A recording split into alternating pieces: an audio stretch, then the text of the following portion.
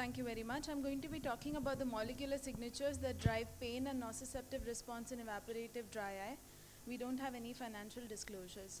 So the new definition of dry eye given by Deuce 2 has a specific place for neurosensory abnormalities. Neuropathic pain found a definite position in the classification. However, the underlying pathomechanism of this pain is still unknown.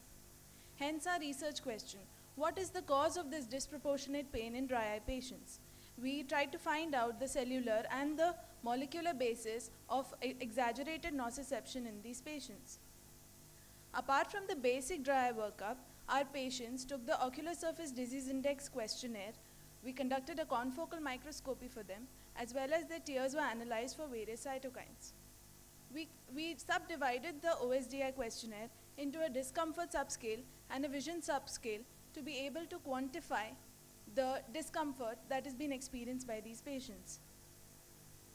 They were also categorized into mild, moderate, severe dry eye disease as per this slide.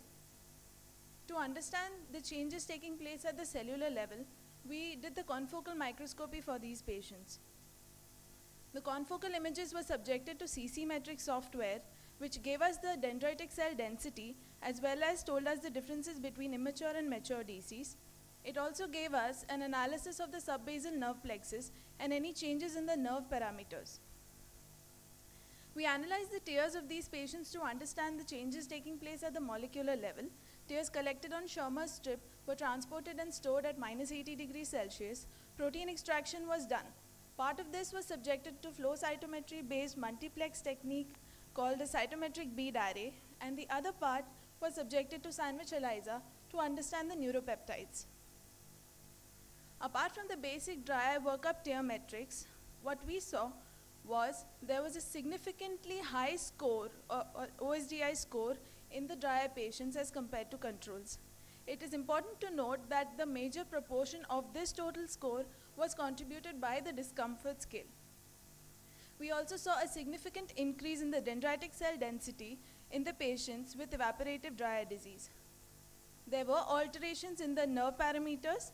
However, they were not significant. The tears showed us that there was a significant increase in the pro-nociceptive cytokines like interleukin 1, 17A, and interferon gamma, significant increase in VEGF-B, which is a growth factor, and significant increase in the neuropeptides like CGRP neuropilin. There was significant reduction of the anti-nociceptive cytokines like interleukin 1, 2, and 10, growth factor like VEGF-A, and neuropeptide Y, which is we postulate to be associated with the neuropathic pain. To summarize our observations, our cohort of dry eye patients had increased pro-nociceptive factors, reduced anti-nociceptive factors, high OSDI, and increased dendritic cell density. Not only that, there was significant correlation between increased dendritic cell density and high discomfort OSDI.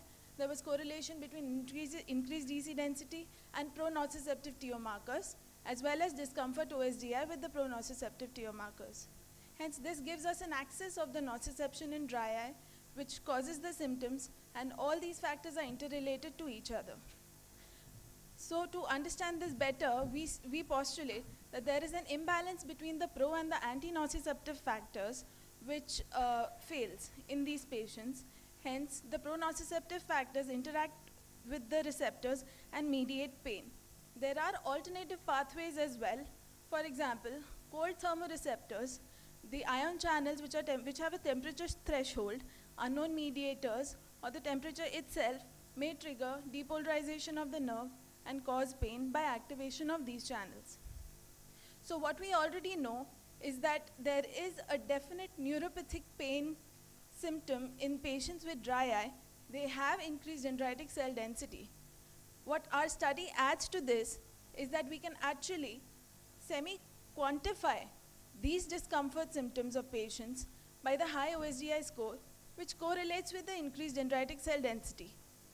There are significant pro-nociceptive cytokines and neuropeptides and alteration of the tear neuropeptides. The limitation of our study is that we need a larger cohort and a follow-up to see whether any kind of treatment can change these biological changes. So this can apply to our clinics by providing a point-of-care diagnostic kit which helps us diagnose patients with an imbalance of these nociceptive factors and help us come up with druggable targets to prevent these exaggerated symptoms.